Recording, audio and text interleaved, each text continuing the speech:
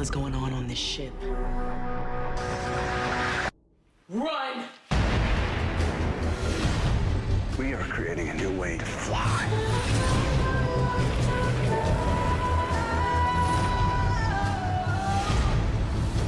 Better hurry. I'm getting very close to. I read that you didn't want to take this role at first. What changed your mind? Well, I didn't want to be a shadow of the brilliant captain I grew up watching. And I grew up watching the original series with Jim Kirk, and he was just so brilliant, William Shatner, at doing that stuff. I didn't want to be a pale copy of him. I didn't watch Patrick Stewart's series. I was too old at that stage, but I know he was fantastic. I've seen him in many other things. And what changed my mind was them telling me the story, and I realized that the whole story and Lorca are nothing like we've ever seen before in Star Trek. So the comparisons aren't valid. You were a fan of the franchise. How did you put that aside to enter the character? Well, I wasn't a fan of the franchise. I watched the original series when I was a kid, which is sadly a very, very long time ago. But it was iconic to me. I mean, it was a huge part of my fantasy DNA when I was a child. And I put it aside because this is a story born of our times, about our times. It might be set in the future and there's all this sci-fi stuff, but it's really about this troubled, divisive world we live in where the racism and ugliness and hatred are rearing their heads, and there's never been a more important time to tell a story about inclusion and diversity.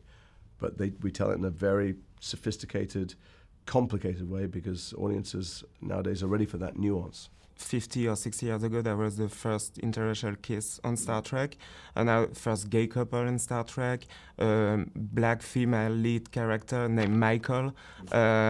Is that the role of Star Trek? Well, the role of Star Trek is to entertain. I mean, they've got to be fantastic stories. When I watched them as a kid, I had no idea they were political allegories or that it was born out of the civil rights movement and the birth of feminism. And the same is true now. It's a fabulous story, well told, you engage with the characters.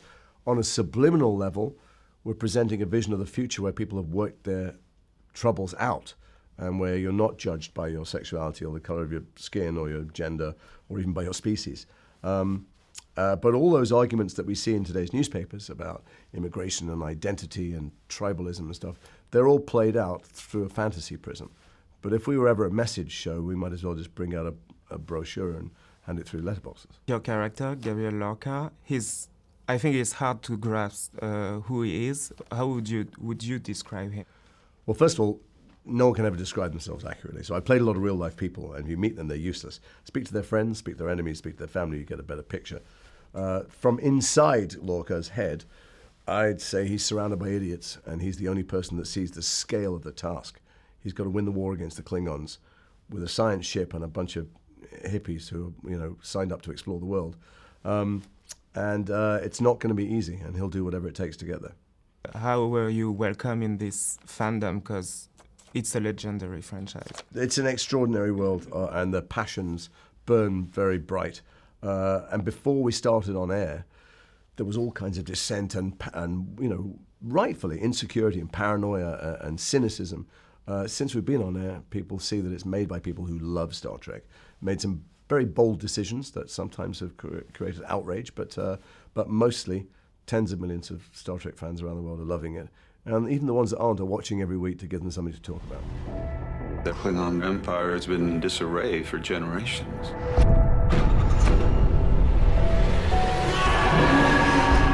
We've encountered them. We have been waiting for someone worthy of our attention. Captain, incoming!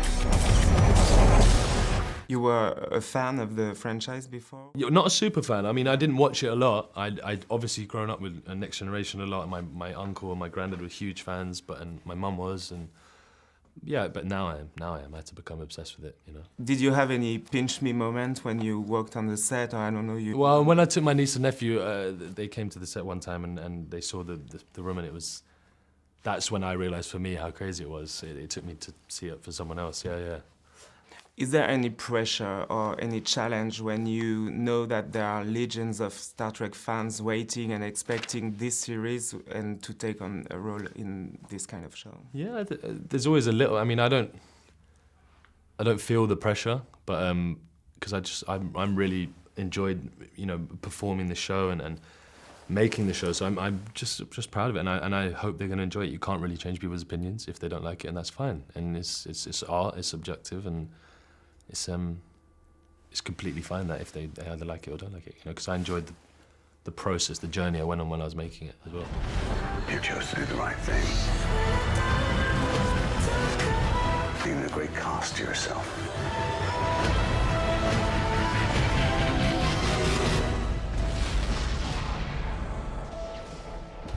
You helped start a war. Don't you want to help me end it?